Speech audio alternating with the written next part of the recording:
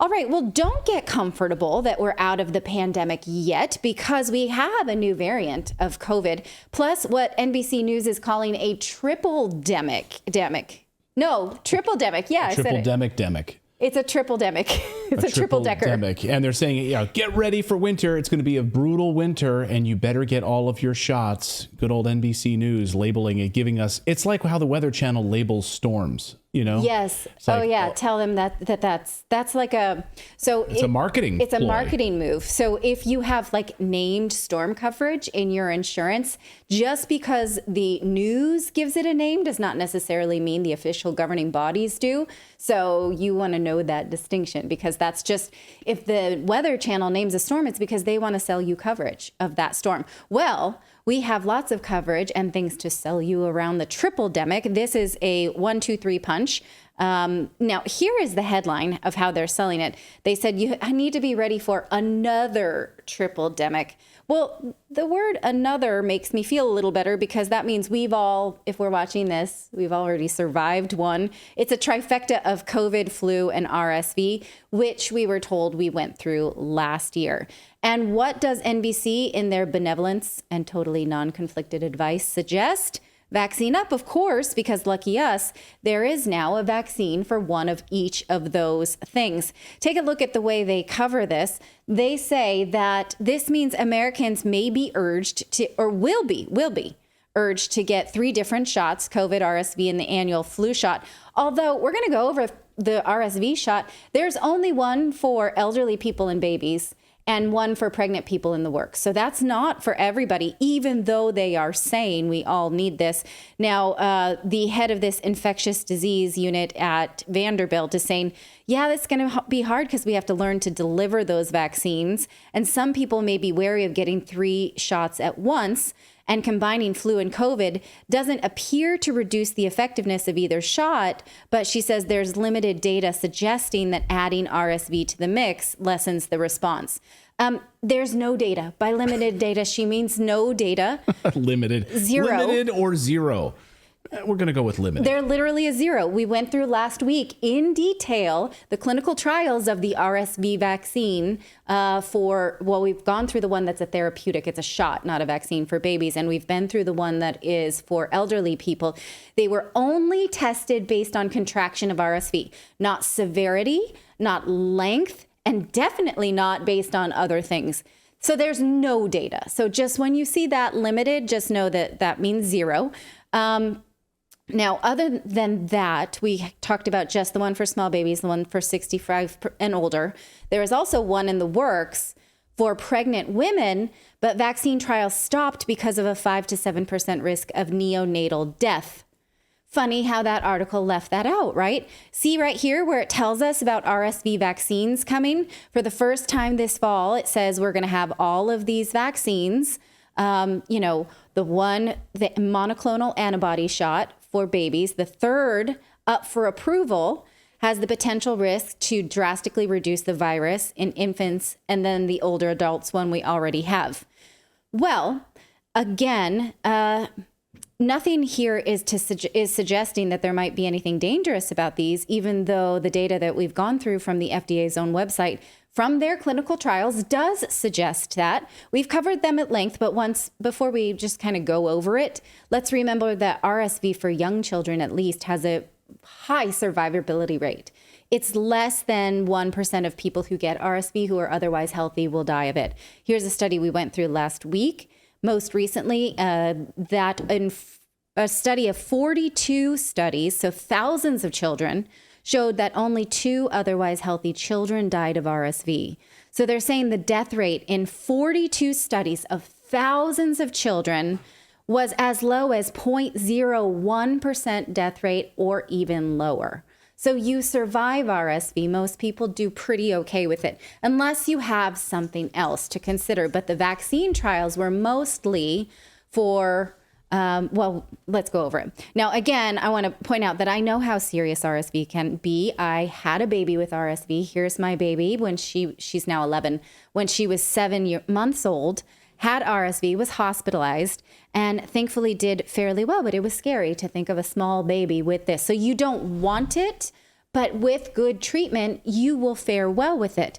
So now the 3 shots that we have, the first one is Beyfortus. This one's for small babies. Again, not a vaccine, but at least one baby did die in the clinical trial, and 2 other clinical trials were done, but data was not released.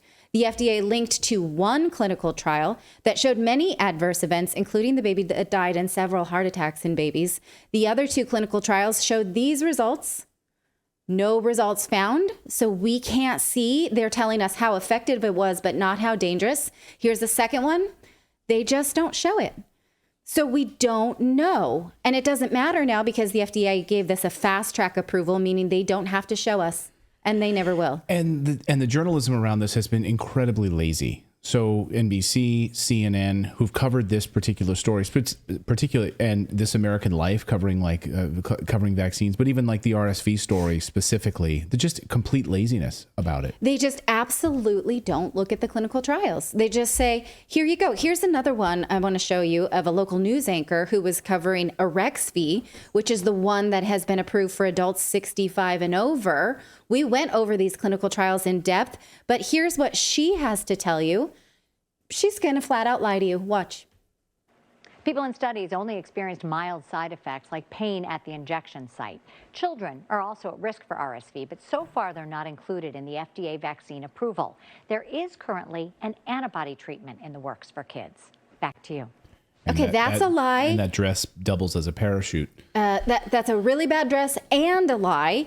11 people died in clinical trials. So when she said, people had mild symptoms like soreness or fatigue, no, that's wrong. 11 people died in that clinical trial. Maybe she didn't read it. Pfizer admitted that they gave people over 17,000 doses of Arexvy and had at least 10% with serious adverse events and were successful in preventing only 12 cases of RSV. They followed patients for a year, but only reported side effects for 1 month. And in those adverse events were deaths, 11 of them, and many more side effects than that woman in the poofy dress cared to mention at all. In fact, she didn't mention any, not one negative side effect except kind of being sad about getting a shot. Go ahead, Philip. Well, I mean, maybe these were mild cases of severe reactions and death, like just mild death and mild severe reaction. Mild. I mean, that's my interpretation. Mild case of severe and death. Yeah. Yes. Just mild. Right. When people die, it's just a mild case. It's just a mild adverse event. It was a mild death. Yeah. I guess that's the way to go. Right. Is an adverse. I would love to know how much her station makes from the pharmaceutical companies in the pharmaceutical industry to have like a sponsored health watch segment, a sponsored medical watch segment brought to you by Pfizer. All of those segments are brought to you by the big pharmaceutical companies. Right. It's and a way so for if these she were to local say, stations. hey, they think it prevented 70% fewer cases of RSV, but there is a high rate of death and adverse events. So you decide, given the fact that you mostly survive RSV, they'd be like, it would be literally like, yank. But that's the truth. She, again, either didn't read it or chose to mislead you. You choose which one is true. I mean, and what's the difference now between flu, COVID, and RSV to begin with? Well, let's table that question while we just finish this RSV. I want to stay on point. Let's table good question. Okay. Putting it on the table. Yeah. Now, as for the RSV vaccine for pregnant women, watch how Yahoo News covers this. Later in the 3rd trimester is when it seemed to have the best efficacy, as well as strongest protection up to 30 days versus after that. Now, Pfizer is competing with GlaxoSmithKline for RSV vaccines. We did note specifically that GSK actually dropped out or paused their phase 3 because of certain safety signals, which you can see, of course, indicated in those votes there. Specifically on preterm births, Pfizer noted 5.6% in their vaccine group versus 4.7% in placebo. GlaxoSmithKline noted 6.8% in their vaccine group versus 4.9% in placebo. So the placebo numbers are pretty close. They also do have some similar indications. One major difference is that GlaxoSmithKline's group also had neonatal deaths reported. So that was a significant safety signal as well. That's what started that pause. Okay, so between 5 and 7% chance of preterm births and neonatal deaths. But that reporter was like, but some bad things happened in the placebo, so that was okay. And hopefully we'll get there. Like, she's rooting for this without, again, addressing the point that people survive RSV. So we're given this 0.01% chance of not surviving RSV versus 5 to 7% chance of neonatal deaths. And she's like, hopefully we get there. Like, never is that calculation going to work out if you're a pregnant woman. I would think, and I've been a pregnant woman several times. Go ahead, David. Are they planning to give the vaccine to the mother while she's pregnant, and then when the baby's born, give it to the baby again? No. So, well, I don't know if anybody would be given that as an option. The way they're sort of presenting it is that once we get this pregnant mommy one, we don't have to give the antibody shot to the babies anymore. We're only giving them that because the pregnant mommy one has not been approved. But who's to say that they won't try and do both? If there's money there, then maybe they would, right? Vicky Fluke in our chat says, how the hell are these vaccines allowed to be continued?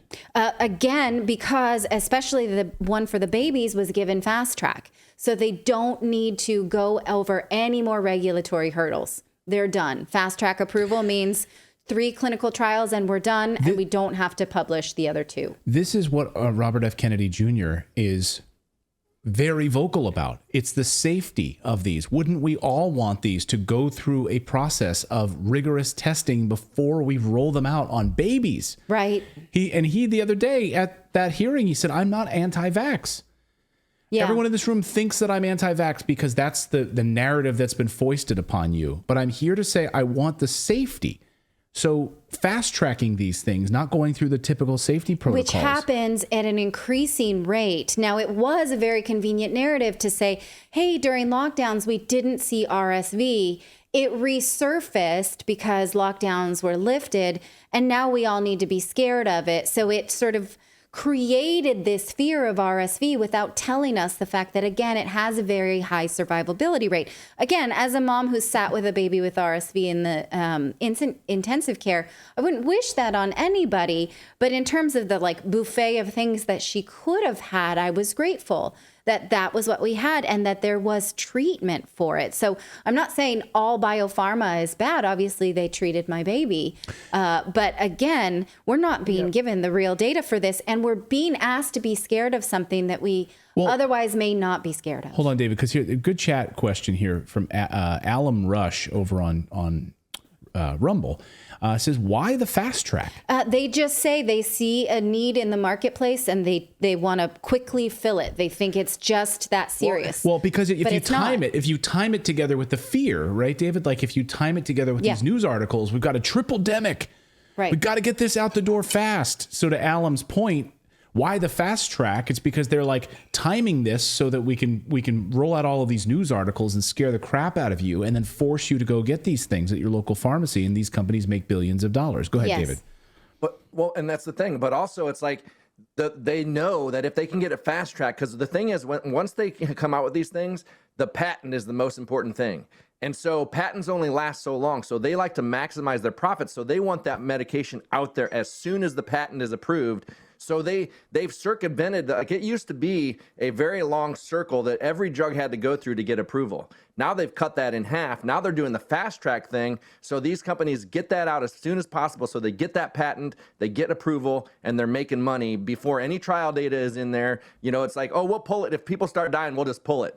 They have that kind of mentality. And the thing that makes me mad is that people look at them like they're trying to help us. They are not. They're only worried about profits. Do they end up helping some people? Potentially, yes, but that is not their motivation. Right. And Gibinia in the Rumble chat says, why not give these antibodies to all humans and not just babies? Well, you can see because they've chosen these 2 vulnerable groups that we can be the most scared of that do become hospitalized for RSV more often because those of us in the middle age ranges, we don't typically need treatment for RSV if we contract it. So they're just selling to their audience. They know their avatar, I would say. Now, again, the media keeps telling us that these are effective, long-acting RSV vaccines and shots. again, there's no test for that. They only did clinical trials on the positivity rate of testing for RSV. They did not test for the severity of RSV if somebody got it. And they did not test for whether or not you were hospitalized. They only tested on contraction rates and not even for a long amount of time. They only followed up on these people for at least 1 year or 1 month, depending on the trial. So when they say they're long acting and lessen the severity of RSV, they don't know that. That's a lie. Those trials did not cover those things, so don't fall for that. Now, as for the flu vaccine, here's what the FDA is saying about the 2023-2024 season. They met in March to formulate this based on their best guess of what would be in circulation in the fall. So again, whatever they're giving you have been formulated at least 6 months ago. March 7th, 2023 is when they came up with this recipe. This is a list of viruses that they're putting in there. Now, they say that they created their formula based on influenza vaccine production method. What does that say to you? Influenza. We're making the flu vaccine based on the production method. I always thought it was an algorithm based on the current virus that they thought would be in circulation. Like, this one's on the upswing. It's March now. Maybe it'll really boom in September. Yeah, we'll put the formulation together for that. But what they're telling us is that it's not based on that. It's based on what they think they can just mix up. It's like they went in the cupboards. It's like, we got some of this, we got some of that. Like, let's just... Is that what that seems like to you? Based on production method. It's like when I try to make dinner. In there. Let's throw a little bit of... Yeah, when I'm missing a few of the ingredients. Okay, yeah. I'm going to make waffles. I don't have the eggs or flour. What They're can I... They're going to be like vaccine... What are those people called? Sommeliers or whatever, with vaccine tasters. Like, it tastes like there's... Vaccine tasters. Well, I'm glad you brought up the idea of vaccine tasters, because each year the flu vaccine is not clinical trialed. They can't do that. In fact, they don't have enough time. Instead, here's what they look for is quality control. It says each vaccine undergoes quality control tests, like testing for sterility. But they do not test this specific formula in clinical trials. So when you go to get your flu vaccine, I'm not saying don't do it. I'm saying this is what you need to know. How was it made? Based on what they had in the cupboards. And was it clinical trialed? No. Now, about COVID and the COVID vaccine, do I need to say it? The World Health Organization says we have a new Omicron variant called EG.5, and it's popular in the US, even though there's no indication that it's more contagious or dangerous. In fact, Johns Hopkins isn't even tracking COVID data anymore, and the CDC is not tracking case numbers. They're only tracking deaths and hospitalizations. Here is the most recent hospitalization rate in the US, quite low. Here are death rates. And then again, keep in mind that the CDC has recently admitted that they often equate deaths of people who die from something else as COVID deaths only because they test positive. So that's why we see this number plummeting. Well, and we have to assume they do the same thing for hospitalizations and all that. Like, you're in there for something else and, oh, you happen to have COVID. Yes. So again, for this risk level. But then you die of COVID. With COVID, yes. With COVID. You're here because of a car accident and you may not make it. Oh, and you have COVID? And then you die? You're dying because of COVID. Right, but don't forget, don't bank on that federal funeral relief fund that the president rolled out, because exactly we massage these numbers however it fits our purpose. Again, we've covered many of the risks of the COVID vaccine. Hopefully by now you feel comfortable in your risk assessment for your personal family. But when the media tells you that it is highly effective, we've shown many times that studies just don't seem to support that. Here's a new risk that was published in a preprint study awaiting peer review. That was an alliteration by Peter McCullough. Preprint study published for peer review by Peter McCullough. Wow, say that 5 times. No, I will not. I said it one time well and one time not. So this is a new study that's making strong associations with death from myocarditis. I'm just going to leave the link for you in the newsletter tomorrow, given the limitations on what I can say here. But remember that I had my finger hovering over the mute button because I'm not gonna read it. I'm only gonna show it to you. Again, remember the last time Peter McCullough published his autopsy study for peer review, the Lancet kicked it off, wouldn't even peer review it. So again, there's only so much we can say about that on YouTube. So Make sure you're subscribed to the newsletter because I'm going to link you to this tomorrow. Maybe we should ask Peter to come on the show tomorrow. What do you think? Okay. Well, yeah, let's see if we can get Peter on the show. Peter, if you're about watching, both of these studies, sure, I would like it. So again Tripledemic. The Lancet. Go ahead. One of the most published doctors in the world kicked off the Lancet. Mm-hmm. Yeah. Yeah. That just blows my mind. Yeah.